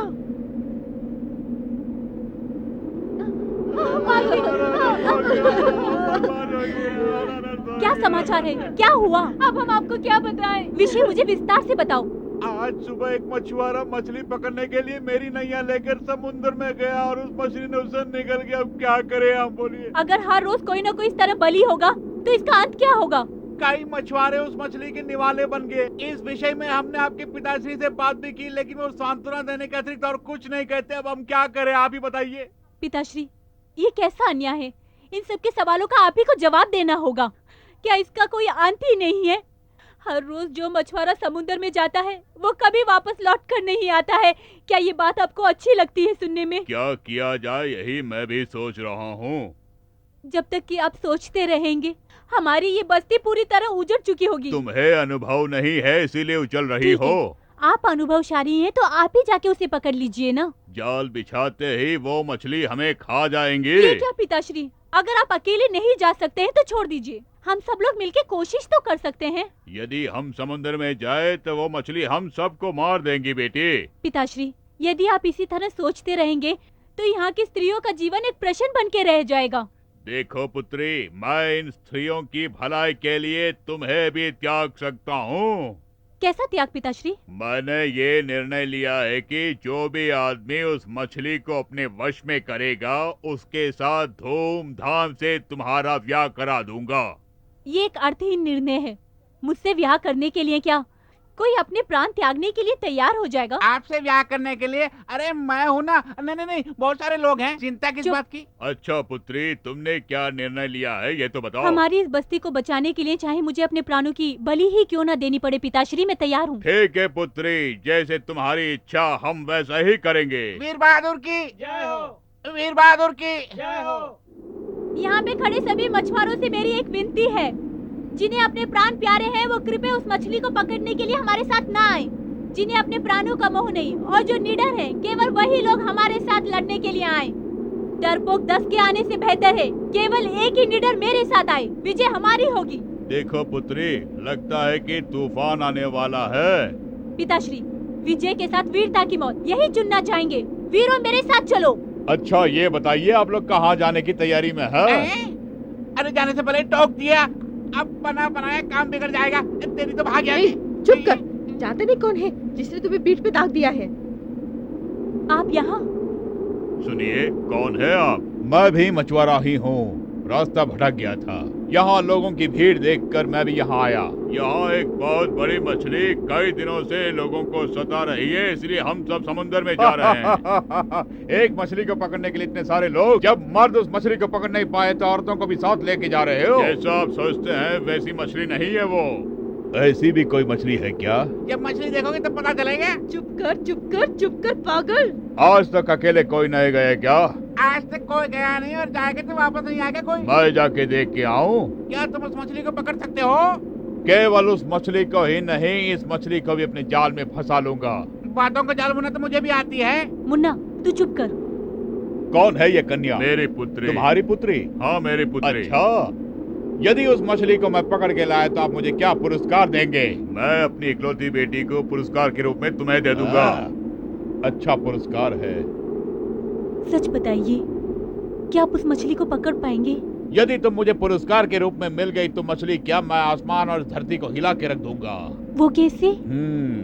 तुम्हारी आँखियों के रास्ते मैं तुम्हारे मन में प्रवेश कर चुका हूँ, इस कारण मछली को मारना कोई कठिन कार्य नहीं है। अकेले जा सकते हैं क्या? साथ में किसी को नहीं लेके जाएंगे? साथ चलोगी क्या? अकेले ही जाऊंगा मैं। ईश्वर की कृपा आप पे सदैव बनी रहे। ईश्वर की कृपा मुझ पे बनी रहेगी। बनी रहेगी। सुनिए, विजय हमारी ही होगी ना? विजय हमारी होगी, डरो मत।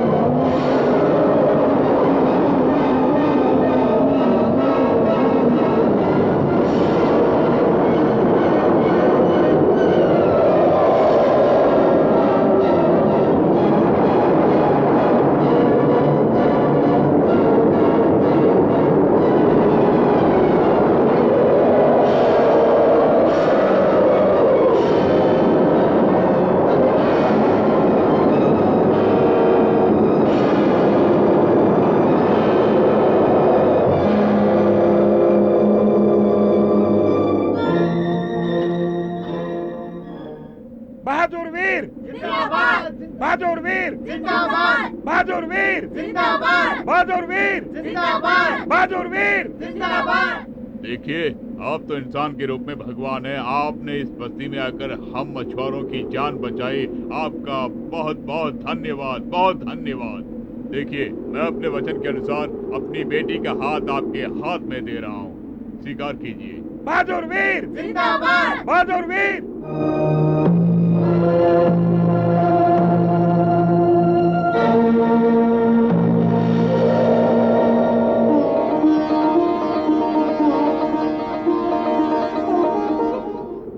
जय भगवान भोलेनाथ, हमें आशीष जय हो दीजिए। प्रभु। मछुओं के सरगना, ये आपकी पुत्री ही नहीं लेकिन मेरी पत्नी भी थी। वो ये है कि श्राप के कारण भूलोक में मेरे बिना जीवन व्यतीत करना पड़ा इस देवी को।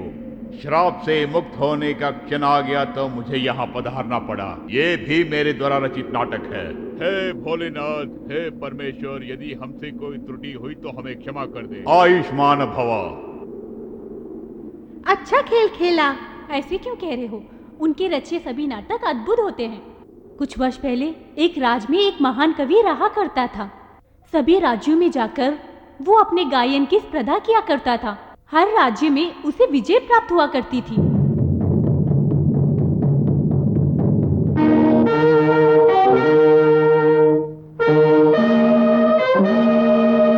हेमनाथ गायक की, हेमनाथ गायक की, हेमनाथ गायक की, हेमनाथ गायक की, हेमनाथ गायक की, हेमनाथ गायक की, हेमनाथ गायक की, हेमनाथ गायक की, हेमनाथ गायक की, हेमनाथ गायक की, हेमनाथ गायक की, हेमनाथ गायक की, हेमनाथ गायक की।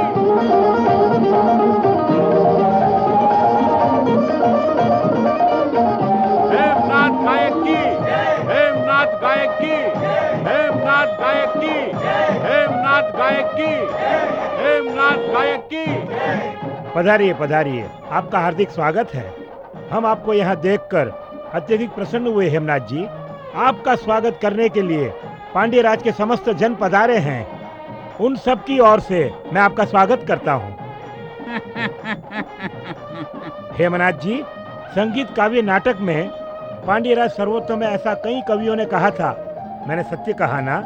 इतना सब कुछ होने के पश्चात एक कमी रह गई थी। वो ये है कि आपके यहाँ आने से वो कमी भी पूरी हो गई। महाकवि हेमनाथ जी, आज वो दिन आ गया है कि मैं अपना सर गर्व से उठाकर चल सकूं। पांड्य महाराज, आपकी जय हो। मेरा आशीष आपके साथ है। हमारे स्वागत में आपने कोई कमी नहीं रखी, इस कारण हम आपसे अति प्रसन्न हुए महाराज। वैसे मेरे लिए ये कोई नई बात नहीं है, ये तो साधारण सी बात है महाराज। वाह वाह वाह वाह। आप जैसे महाराजों के स्वागत को झेलते झेलते मैं तो तंग आ चुका हूँ महाराज। कारण ये है कि मेरे अंदर एक विशेष गुण है, विशेष गुण। मुझसा सर्वश्रेष्ठ कवि इस संसार में केवल एक ही है और वो मैं हूँ। इस कारण मुझे सम्मान मिलता है, सम्मान। कविवर, नाम और सम्मान हम राजा क्या देंगे? ये तो ईश्वर की देन है। वो ईश्वर भी मेरे काव्य के सामने तुच्छ है। सत्य वचन, सत्य वचन। तो प्रस्थान करें? प्रस्थान करें क्या? हाँ, करें। अरे बहन, ये तो बताओ, ये कौन से देश के चक्रवर्ती हैं? वो राज्य के चक्रवर्ती नहीं, काव्य के चक्रवर्ती हैं। उनका नाम है हेमनाथ। काव्य के चक्रवर्ती के लिए इतनी भीड़ इकट्ठा हुई है। ये कोई साधारण कवि नहीं है। बड़े बड़े समारोह में इन्होंने भाग लिया बात है। हाँ, इन्होंने बड़ी बड़ी सभा में जाकर भाग लिया है और पुरस्कार जीता है। इन्हें हराना कोई आसान बात नहीं है।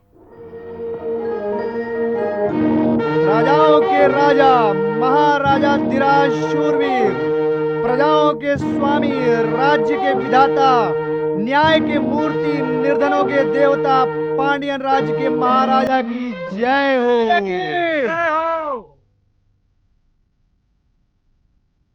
हेमनाथ जी, आपकी सुरीली आवाज को सुनने के लिए हम लोग यहाँ पर तरस रहे।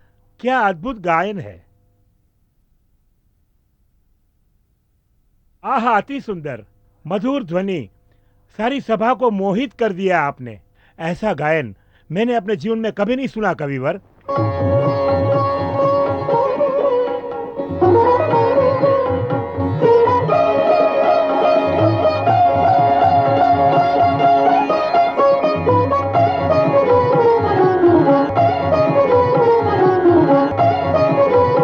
संगीत सम्राट, आपको पुरस्कार के रूप में यदि मैं अपना राज्य भी दूं तो कम होगा, लेकिन ये राज्य मेरा नहीं है, प्रजा का है। मैं तो केवल प्रतिनिधि हूँ। इस कारण इस तुच्छ पुरस्कार को आप स्वीकार कीजिए कविवर महाराज। महाराज, इस तुच्छ पुरस्कार को प्राप्त करने के लिए मैं यहाँ नहीं पधारा हूँ। तुम्हारे जैसे महाराजों की दी हुई पुरस्कार को यदि एकत्रित करके देखूं तो तुम्हारे पांड्यराज को खरीद सकता हूँ मैं, लेकिन मैं ऐसा कदापि नहीं करूंगा। यही भेद है हम दोनों के मध्य में महाराज। आई बात समझ में? परंतु मैंने ये गान क्यों गाया पता है? तुम्हारे इस पांड्य राज्य में यदि कोई ऐसा विद्वान है जो इस भरी सभा में इस हेमनाथ से स्पर्धा कर सके तो उसे सामने आकर गायन करने के लिए कहो। यदि तुम्हारा संगीत विद्वान मुझसे विजयी हुआ तो मैं उन सारे पुरस्कारों को उसके चरण में अर्पित करके तुम्हारे इस पांड्य राज का दास बन जाऊंगा। ये मेरा वचन है। यदि वो विजयी ना हुआ और मैं विजयी हुआ तो मेरे नाम करना होगा इस सारे पांड्य राज्य को। केवल इतना ही नहीं, आगे से कोई इस राज्य में गायन नहीं करेगा। सहमत हो? महाकवि हेमनाथ, यहाँ हम आपका गायन सुनने के लिए एकत्रित हुए थे, परंतु आप इस तरह की योजना बनाएंगे हमने कभी ऐसा सोचा ही नहीं था। लेकिन इस पांड्य राज के गायक किसी से कम भी नहीं है। केवल एक दिन का अवसर दीजिए, कल प्रातःकाल इसी क्षण गायन होगा।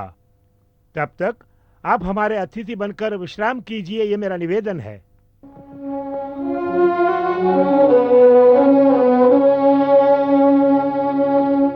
मेरे आदर सम्मान यहाँ आमंत्रित करो। जाओ।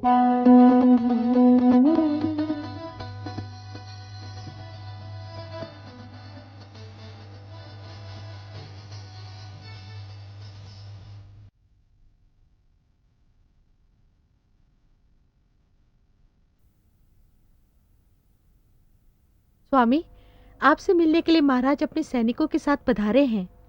महाराज, उनके बुलाने का कारण क्या है? सब अच्छे के लिए ही होगा। आप जरा उनसे मिलके आइए।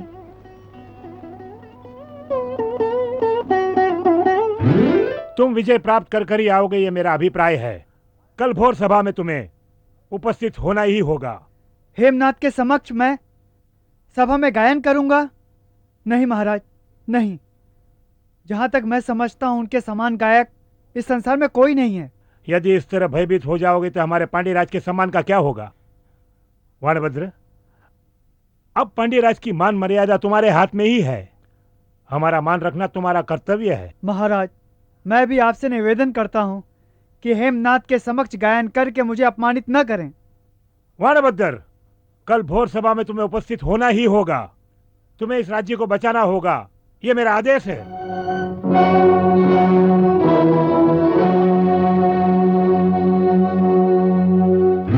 मेरे मना करने के पश्चात और विनती करने के पश्चात मेरी एक भी बात न सुनी पांडियन महाराज ने। उस हेमनाथ गायक के समक्ष मुझे गायन करना ही होगा, ऐसा आदेश है उनका। हेमनाथ के सामने गाना है? उन्होंने कई सभाओं में पुरस्कार जीते हैं, ये आप ही ने तो मुझे बताया था। उनके सामने गाकर आप जीत पाएंगे क्या? मुझसे नहीं होगा, कदाचित नहीं होगा। तो फिर क्या निश्चय किया है? मेरे गायन से इस पांड्यन राज को पराजित होकर उस हेमनाथ के अधीन कर देने से उचित होगा रातों रात ये घर छोड़कर हम सदा के लिए चले जाएं। इतने महान गायक होकर आप ऐसी बात कह रहे हैं? यदि आप पीछे हटे तो आपके सम्मान का क्या होगा स्वामी? सुनिए, यहीं रहकर विजय होने की चेष्टा कीजिए।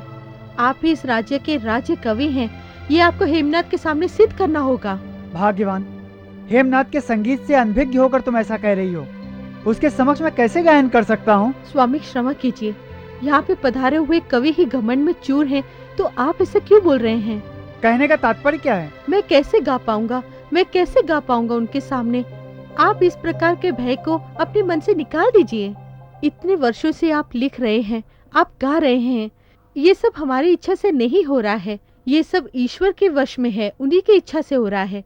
आप उन्हीं के समीप जाके प्रार्थना क्यों नहीं करते?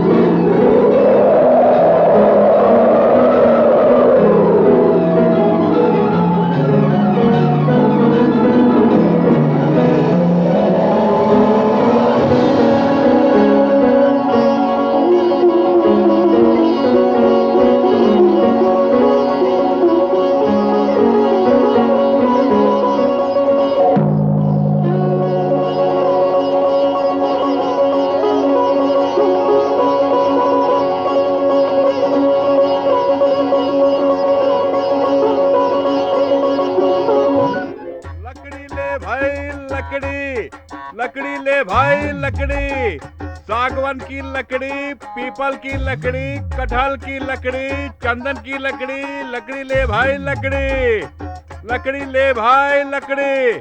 क्यों भाई, लकड़ी धन देकर खरीदा होगा? क्या करो देवी, समय ठीक नहीं है ना। ठीक है तो मोल बताओ। अधिक नहीं देवी, केवल 10 मुद्रा। अरे पापी, इतनी सी लकड़ी के लिए 10 एक मुद्रा? और बार पूछेंगे तो 15 मुद्रा कर दूंगा। ए, लकड़ी का मोल बोल रहे हो या अपना मोल बोल रहे हो? अरे ओए, तो और दादा क्या परदादा भी हमें खरीद नहीं सकते हैं। हाँ, 15 मुद्रा देकर तुम्हारी लकड़ी खरीदनी है तो इसमें ऐसी क्या विशेषता है? देखिए, इनमें से एक लकड़ी खरीदेंगे तो आपके घर में ब्याह हो जाएगा। हाँ, सारी लकड़ी खरीदे तो आपका श्राद्ध हो जाएगा। सुना, ये लकड़ी बेचने वाला क्या बोल रहा है? सुना? ए, यहाँ ना, अरे आना। हैं? तेरी चिता हैं? लकड़ी से नहीं तो कोयले से जलेगी। चल फुट। हैं? का भैया, तू लकड़ी बेचने वाला हुआ ना? क्या भैया, लकड़ी खरीदने के लिए आया हो ना? हाँ, देखने से हम तुमको खरीदने वाला नहीं लगते हैं का? ये बता, हम का देखने से लकड़ी बेचने वाला नहीं लगते का? अरे का बोलता है तू, एकदम बकलोल है। अरे ये का तू तो बड़ा बुर्बक दिखता है हमको। अबे चल तोरी फुट। तो बड़ा आया लकड़ी खरीदने वाला। क्यों भैया, ये कौन सी लकड़ी है? अरे देवी, ये साधारण लकड़ी नहीं है। ई में का विशेषता है हम अपने मुंह से नहीं बोल सकते इस हैं। लकड़ी में भला ऐसी क्या विशेषता है? इमा से एक लकड़ी जलाएंगे तो चंदन की सुगंध, हाँ। और दूसरी लकड़ी जलाएंगे तो धूप की सुगंध, हाँ। और तीसरी लकड़ी जलाएंगे तो चंपा चमेली बेला की सुगंध आएगी। लकड़ी से तो आपकी बातें अच्छी लगती हैं। देवी, यदि हम आपसे बात नहीं करेंगे तो आप हमसे बात करेंगी का? कौन से गांव के हो भैया? पर्वत के ऊपर, वो कहाँ है? पर्वत पर वास करता हूँ हम। वो पर्वत कहाँ है? अरे इस संसार में सबसे ऊंचा पर्वत हमारा ही पर्वत है ओहो, ना, तुम्हारा नाम क्या है? चंडी। डांडे, अच्छा नाम है भैया। गांव में नए हो? अरे नहीं ना, हमारा ससुराल यहीं पर है और इसी गांव से हम कन्या ब्याहे हैं। ओहो, तुम्हारा ससुराल है ये? अरे बहुत बड़ा कुटुंब है ना। तो फिर तुम्हारी पत्नी इसी गांव में रहती है? हाँ देवी जी, हमारी एक पत्नी इसी गांव में रहती है और दूसरी पत्नी। बोलो भैया, बोलने में लज्जा आती है अरे क्या? हमारी 2 पत्नी है। तक्का 2 मेहरारू की जरूरत है का? अरे तो के का जलन होती है? हाँ? अरे वो बात नहीं भाई, वो 2 मेहरारू के साथ तुम कैसे रहते हम ये सोच रहे हैं। अरे भैया, ये मत पूछो। सुनो भैया, हमारी एक पत्नी सर पर सवार है और दूसरी पत्नी हमारे आधे शरीर को लेके हमारे प्राण ही ले ली है। तो आप झेलो। अरे कष्ट ही कष्ट है भाई। हाँ ये बतावा, चेंगा पोंगी हाँ कि ना? हाँ? अरे इस तरह काहे को चिल्ला रहे हो? हम बारह है का? 2 बेटे हैं, फिर भी लकड़ी बेचकर जीवन बिता रहे हो? का भैया, दोनों छड़वन के काम पर लगा के तुम आराम से घर में बैठ के शिवजन कहा नहीं करते? अरे शिव जी का नाम लेके का लाभ होगा? ये सब तो शिव जी की ही महिमा है ना। 2 बेटे हैं, क्या तुम्हें संभाल नहीं सकते हैं? अरे दोनों के दोनों बेटे निकम्मे है ना। हे ईश्वर, वो तुम्हारी ही परीक्षा क्यों ले रहा है? अरे देवी, का बताऊं, दुख के कारण हमने विष को भी पी लिया, परंतु विष कंठ के बीचों बीच अटक गया ना। अच्छी बातें करते हो। इस कड़ी धूप में लकड़ी बेचना छोड़कर कोई और काम क्यों नहीं ढूंढ अरे लेते? देवी, नाचने का काम जानता हो ना, इसलिए संसार के लोग मुझे नट के नाम से पुकारते हैं। ये बात है, तो थोड़ा नाच के दिखाओ। देख भैया, केवल नाचने से काम नहीं चलेगा, तुमको गाना भी साथ में गा के सुनाना पड़ेगा। हाँ। हे लकड़ी, लकड़ी हमारा नाम नहीं, लकड़ी बेचना हमारा काम है। आओ। क्या है देवी? देखो, लकड़ी का सही सही मोल बताओ। सारी लकड़ी 30 मुद्रा में खरीद लीजिए ना देवी। अरे भैया, तुम्हारी लकड़ी तो बिक गई समझो, जाओ। अरे कहीं और से लकड़ी खरीदो, हमें छोड़ दो। ए भैया, क्या भैया? ये रसोई के काम आएगी? गीली है या सूखी? अरे देख लो ना भैया।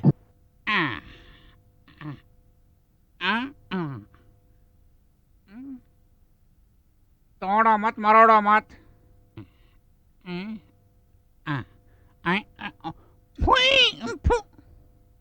ए धर्मेंद्र, हाँ गुरुजी। ये बताओ, कल पांडराज की ओर से मेरे समक्ष कौन गाने वाला है? कोई बाणभद्र है? ये भूला भटका बकरा है, वाण बदर नहीं, बास पत्थर। ये दोनों घनचक्कर हैं। तू सच बता, वो पत्थर भी नहीं, भत्तर भी नहीं, वो ताड़ पत्थर नाम है उसका। कौन है वो? सुनने में आया है मंदिर के बाहर भजन गाने वाला है कोई। हाँ, घोर अपमान, घोर अपमान। इस पांडे राज्य में ऐसा कोई संगीत विद्वान नहीं है जो मुझसे स्पर्धा कर सके। कौन से चिरकुट राज्य में आके फंस गया मैं। आपकी तरह गायन करने वाला इस संसार में कहीं भी कोई नहीं है, आप तो जानते ही हैं महाराज। क्या? आपका नाम सुनते ही सब धरती चाटने लगे, उठने का नाम ही नहीं ले रहे। गुरु क्या? डरना नहीं, विजयी हम ही लोग होंगे। अरे उसमें कोई संदेह नहीं है, और होते ही ये पांड्यराज हमारे अधीन होगा। ठीक है, तुम लोग भी जाके तनिक विश्राम करो और मुझे भी विश्राम करने दो। भोर होते ही जो ही मैं पल्लवी शुरू करूंगा उनके चरणम से धरती खिसक जाएगी। जाओ।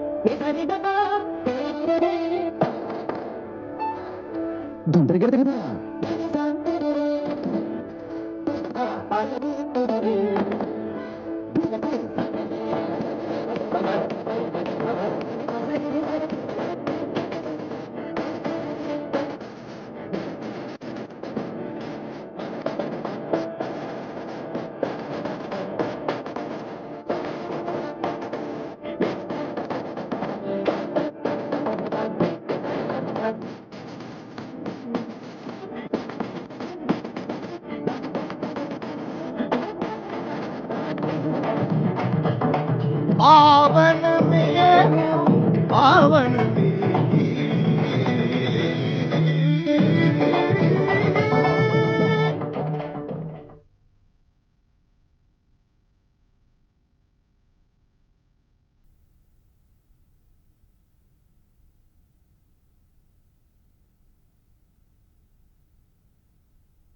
अरे स्वामी जी, क्या ढूंढ रहे हैं? कुछ देर पहले मैंने एक गाना सुना यहाँ। अरे मैंने अपने जीवन में ऐसा गायन सुना ही नहीं। किसने गाया होगा? तुमने सुना है? अरे गाना, और हम अरे नींद नहीं आ रहे थे ना, ये कारण हमने चिल्लाया। चिल्लाया? क्यों स्वामी जी, आपकी नींद भंग हो गई का? शिवा शिवा।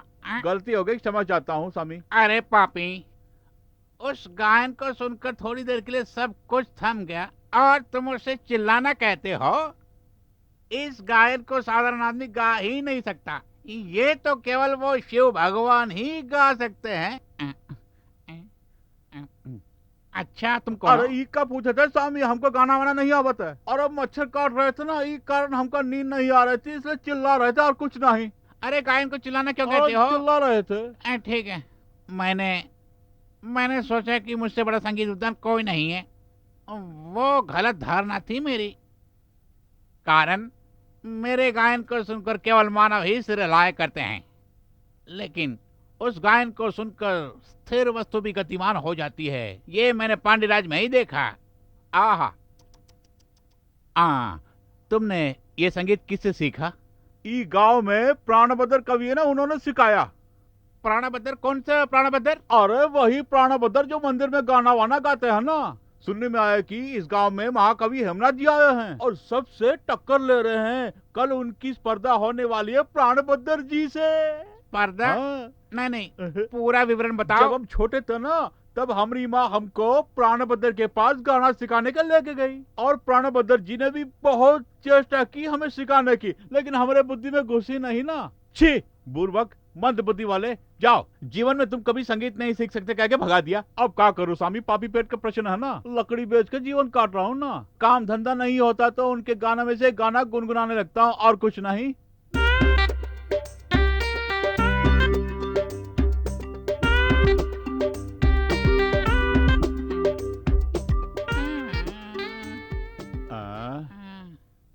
जय भोलेनाथ। हाँ। स्वामी, स्वामी, स्वामी, ए, क्या हुआ? गई भैंस क्या हुआ? पानी में। पसीना कहाँ? ललाट पे।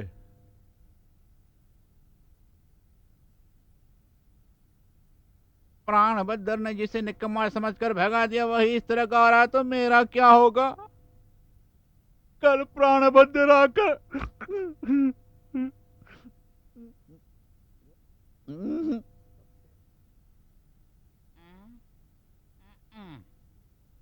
ए, ए धर्मेंद्र, ए दिलीप, ए मोहन, ए अक्षर, ए मिलन, ए राणा, शहनाई तंबूरा तानपुरा लेकर तुरंत आ जाओ। ए शहनाई, ए तंबूरे, ए तानपुरे। हम लोग आपकी सेवा के लिए तत्पर हैं। ओहो, बहरा स्वामी नहीं जी, हूँ। ये सब आपके चले हैं का? अरे चेले नहीं, मेरा कर्म फल है। स्वामी, ये तो कर्म फल ही है। अरे धर्मेंद्र, कल भोर होते ही पांड्यराज की सीमा को छोड़ के भाग जाएंगे। हम क्यों जाएंगे स्वामी? चुप कर। सारे गा मा पा धा नी सा सा नी धा पा मा गा री सा सा। अरे हट। गुरु, कल संगीत सभा नहीं है क्या? छी, थू। सुनिए, इस तरह अचानक जाने की तैयारी क्यों? लड्डू, कहिए। सुनो, यहाँ से भागने की तैयारी करो तुरंत। जाओ। अरे भाग भाग, यहाँ से कहाँ से टपक पड़े? दिखने से तो सब काशी के पंडे लगते हैं। पंडे, हाँ। स्वामी जी, ई का लिखत है? हाँ, चुप रहोगे थोड़ी देर के लिए? गांव छोड़ के भाग रहे का? अरे कुछ बोलो ना। हमारी बोलती बंद है। हमरे गुनगुनाते ही भयभीत हो गए। हमरे गुरु के गाना सुनते ही संसार छोड़ के भाग जाएंगे का?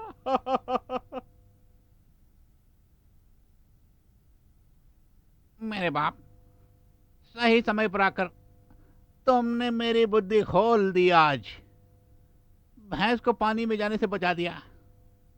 मैं प्राणभद्र या महाराज से मिलना नहीं चाहता हूं। मैंने अपनी सारी योग्यता को पांड्यराज के नाम समर्पित कर दिया। इसे तुरंत ले जाकर वाणभद्र को दे दो। उन्हें जो सम्मान देना है वो तुम्हारे चरण छू कर मैं देता हूँ। ई का करत हुआ, का करत हुआ? ए, चलो। अरे कहाँ भागत है? काशी और बनारस है। अरे तनिक संभल के जा। अरे संभल के जा। अरे रे, ई का है? संभल के, हाँ। अरे कहीं गिरना पड़े। अरे संभल के जा। पांड्यराज जी के एक लकड़हारे के सामने आज मैं हार गया। चलता हूँ। स्वामी, प्रस्थान करेगा? संभल के जाइए, कहीं गिर ना जाए। अरे संभल के, स्वामी।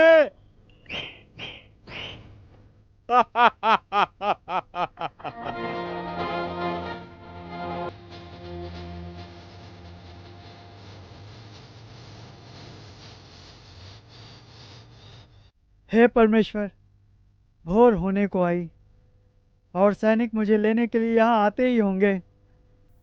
अब तक तुमने चमत्कार नहीं किया। मेरे प्राण बचाने के लिए कोई उपाय बताइए। हे भगवान, हेमनाथ से स्पर्धा करके पराजित होने से उत्तम है कि तुम्हारे चरणों में अपना सर पटक पटक कर अपने प्राण दे दूं स्वामी।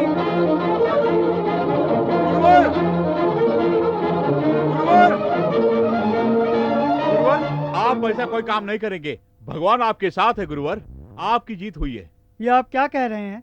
भाग्यवान, ये कौन है? अपने बारे में कुछ नहीं बताया। आपके बारे में पूछा तो मैं यहाँ ले आई। हमें आप नहीं जानते हैं, लेकिन हम संसार के सभी लोगों को जानते हैं। ठीक है, विषय क्या है बताइए ना। आपसे टक्कर लेने के लिए पधारे थे ना हेमनाथ, वो भाग गए हैं। क्या कहा? ये आप क्या कह रहे सच हैं? बोल रहा हूँ। आपसे भयभीत होकर वो कवि महाराज शहर छोड़ के भाग गए हैं। आप सत्य कह रहे हैं? सच बोल रहा, सच। देखिए, यदि आपको मुझ पर विश्वास नहीं तो उनके द्वारा लिखित ये पत्र देखिए आप। वाणभद्र, मैं यह पांडियन राज छोड़कर जा रहा हूँ। मैं हेमनाथ तुम्हारा दास हो गया। ये पत्र लिखकर उनके जाने का कारण? आपके गानों में से एक गाना मैंने उन्हें सुनाया, उस गाने को सुनने के बाद उनकी सिट्टी पिट्टी गुम और भाग गए वो। मेरा गायन भैला तुम कैसे जानते हो? आप तो सदैव मेरे सामने गुनगुनाते रहते हैं, उनमें से एक गाना मैंने उन्हें सुनाया और कुछ नहीं। भैया बड़ी रहस्यमय बातें कर रहे हो, मेरी तो कुछ समझ में नहीं आया। कुछ नहीं समझे? कुछ नहीं समझा। मुझे अच्छी तरह देखिए, आप अच्छी तरह देखिए।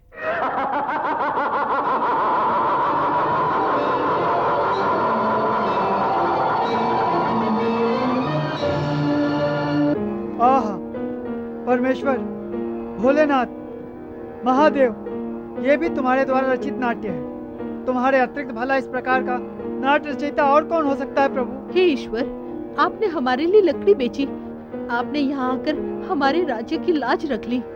घमंड से चूर उस कवि को आपने यहाँ से भगा दिया।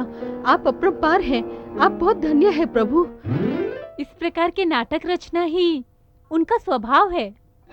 वत्स, तुम्हारा क्रोध शांत हो गया? पिताश्री, क्रोध के कारणवश मैं न सकिया, क्षमा कीजिए। कोई बात नहीं वत्स, फल की इच्छा से तुम यहाँ पधारे, इसलिए आज से ये स्थान परम नी के नाम से सारे संसार में प्रसिद्ध हो जाएगा।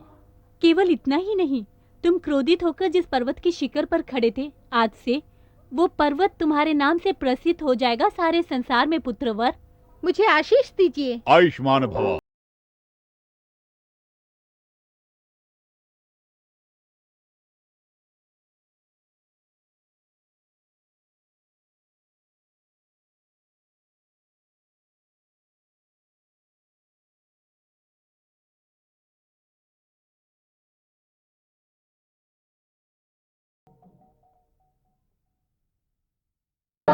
Thank you.